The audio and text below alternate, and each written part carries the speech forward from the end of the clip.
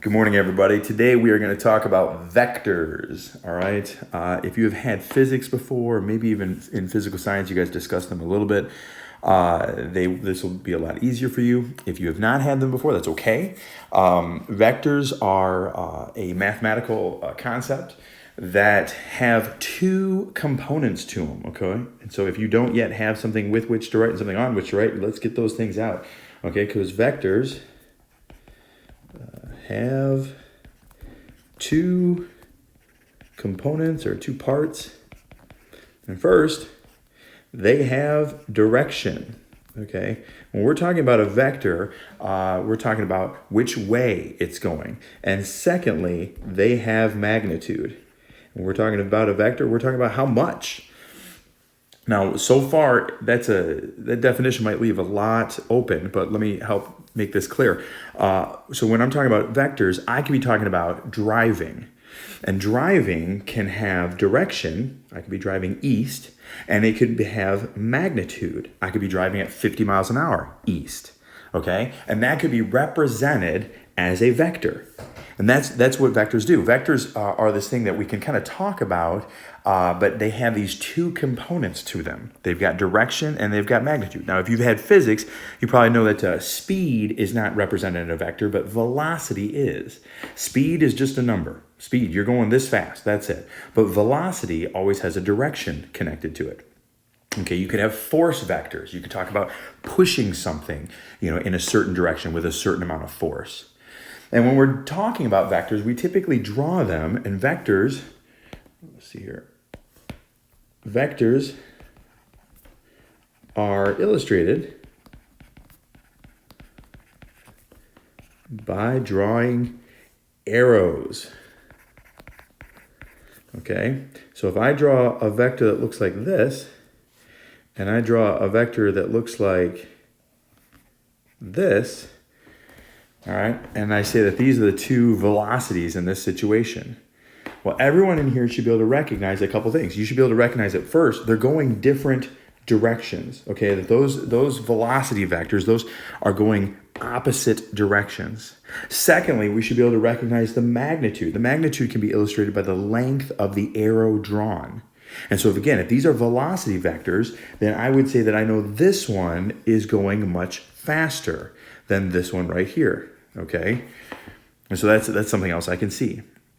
And while this is kind of an odd and very abstract concept at first, it really helps us as we talk about things, because so much of the things around us can be described in direction and in magnitude, okay?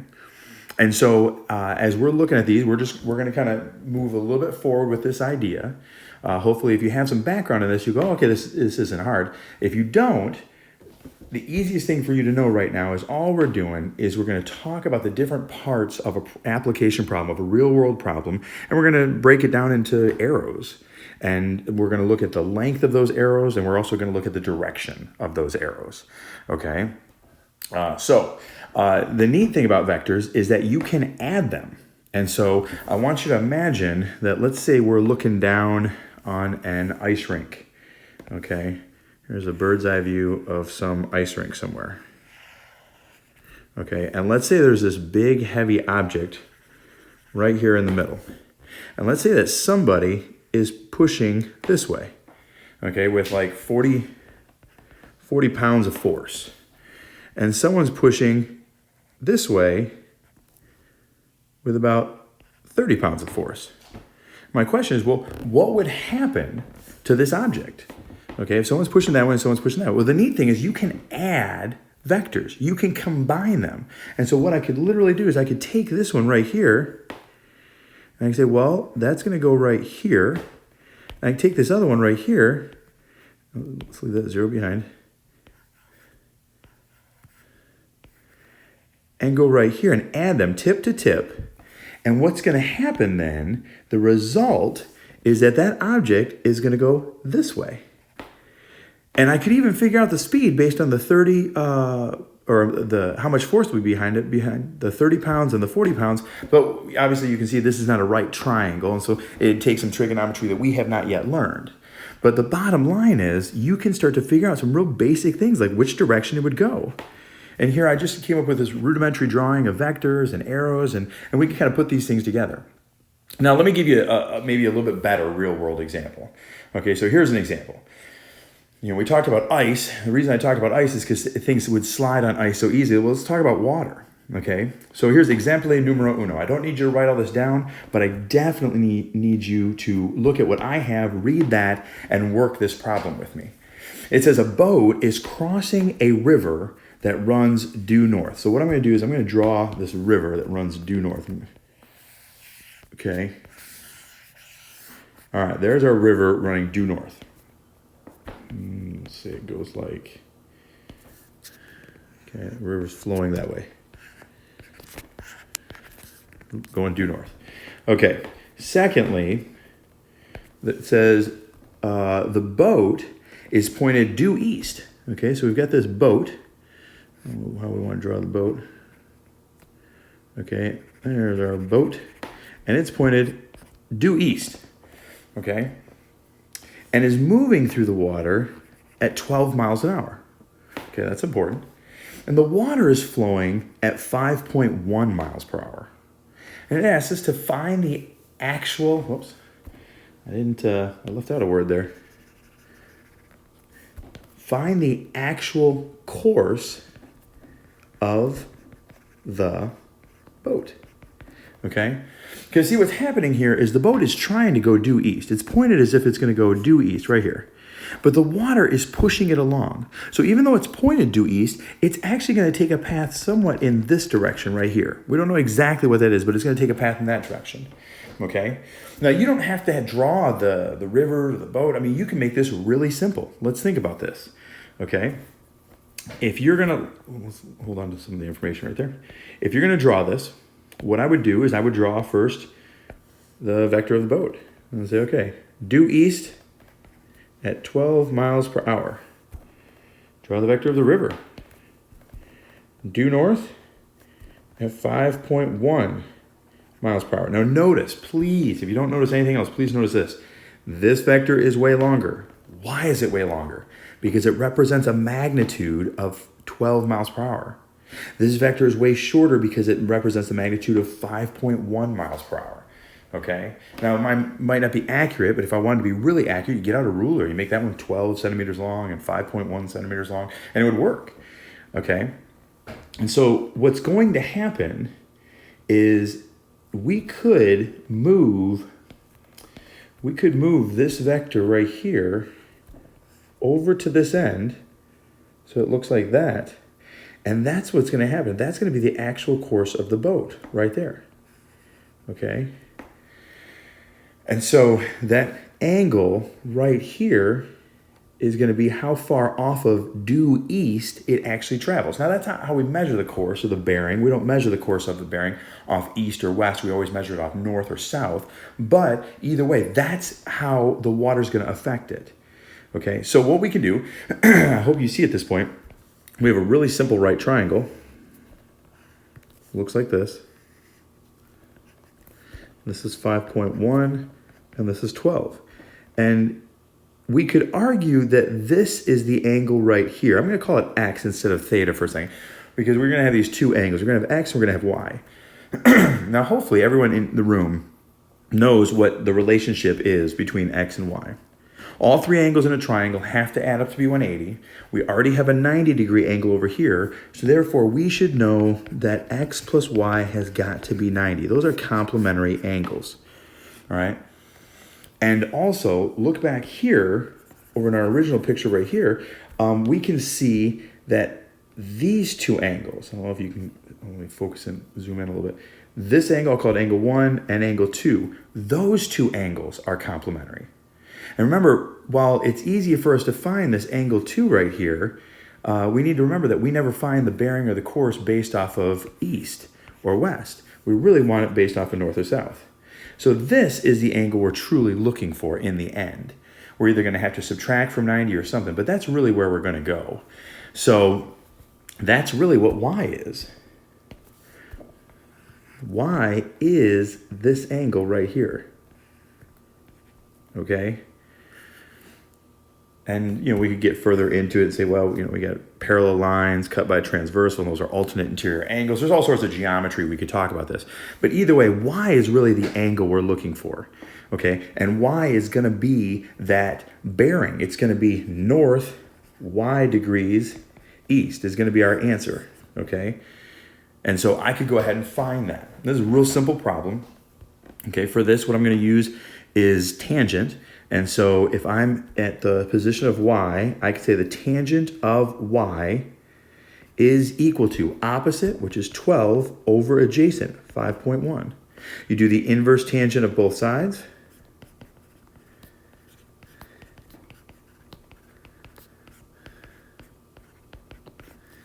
These cancel out. You get y is equal to inverse tangent of 12 over 5.1. Make sure your calculator's on degree mode, and then you just simply go, okay, inverse tangent of 12 divided by 5.1. And I get that y is equal to, make sure that's right. Yep, I get that y is equal to about 66.9745. And so therefore y is really about 67 degrees, which means the bearing or the course of the boat is north 67 degrees east. That's direction it's actually traveling as it crosses the river. Okay? Now, this is not anything we couldn't have done up until now. It just might have been a little bit to kind of understand. I mean, everything here, it's the same trigonometry we've been doing. We're just kind of talking about this idea of vectors because we're combining velocities. We might be combining forces later, other things. And so we just needed to kind of have this new thing called vectors to be able to understand some of this. All right. Now that we've done that, let's take another look. We're going to look at this a little bit differently. It says a cannonball is shot with initial velocity of 53 miles per hour at an angle of elevation of 63 degrees. Find the magnitude of the horizontal and vertical components of the velocity vector. So let me try to help you understand what in the world we're talking about. We have a cannon, okay, and it's angled pretty steeply.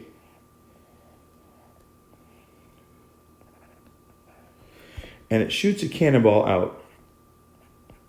And it's going 53 miles per hour. Not incredibly fast. That's a slow-moving cannonball. All right.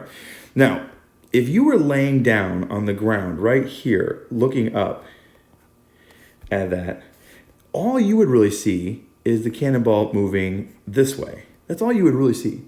And if you were standing right here, looking at it, most thing you would really see is the cannonball moving up in your view.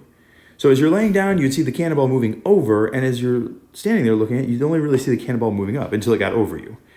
All right? And that's kind of what we're looking at right now. Is we're saying, hey, this is moving at 53 miles per hour. It's going at 63 degree angle of elevation. Well, we want to find out, well, how fast is it moving vertically, and how fast is it moving horizontally? That's a pretty simple situation. So what I'm going to do is I'm going to say, okay, we can kind of draw this as a triangle like this.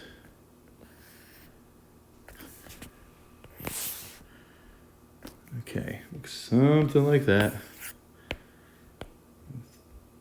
Taking that up a little bit. There we go. Oops.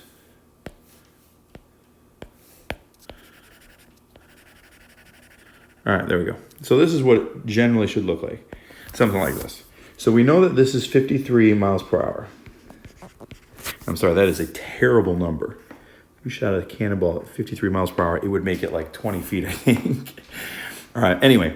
But so what we're looking at is this right here. I'm going to call this V sub H. And if you're not sure where I got that, I'm saying that's the horizontal velocity component or the horizontal vector. And then I'm going to call this V sub V. That's the vertical vector or the vertical velocity vector. All right. And our question is what is the magnitude of this and what is the magnitude of this? Okay. That if you were laying down looking at it, how fast does it look like it's moving in your view? And if you're standing up looking at it, how fast does it look like it's going vertically? And that's what these two questions will answer. So the nice thing about this is here's one real world situation where I'm using the hypotenuse. There were so many times we weren't using hypotenuse, so now we are, so we're going to get to use sine and cosine. So let's start first. We can say, well, I know if I wanted to find the horizontal, I know that the cosine of 63 degrees is equal to V sub h over the hypotenuse, 53. Okay, multiply both sides by 53, and we get that the horizontal vector component is 53 times the cosine of 63. Plug that into your calculator, 53 times the cosine of 63. And I get about 24 miles per hour. So as I'm laying down looking up at it, it looks like it's traveling horizontally about 24 miles per hour. Okay, so then to find the vertical vector, I use sine of 63 is equal to the vertical component over 53, opposite over hypotenuse. Multiply both sides by 53, and you get 53 times the sine of 63, which is going to give me about 53 times the sine of 63. There you go, that's about 47. So as I'm standing there looking at it, it looks like it's moving vertically about 47 miles per hour. Notice everything pointed towards 2 sig figs. I had 2 sig figs here. I was to the nearest degree, which represents 2 sig figs. All right, and there you go. Pretty easy answer. All right, last one, I'm gonna let you try without me helping until you've given it a full shot. Okay, so here's the third example. Now we're gonna talk about an arrow. An arrow shot into the air, and this time what we're doing is we have the horizontal and vertical velocity vectors. We know that horizontally, it's going 25 feet per second, and vertically, it's traveling 15 feet per second. So my question is, what is the actual velocity of the arrow, and what's the angle of elevation of the arrow? Okay? And so you can do this. Think about how you would break this up. 25 feet per second, you can draw that arrow. That's the horizontal component.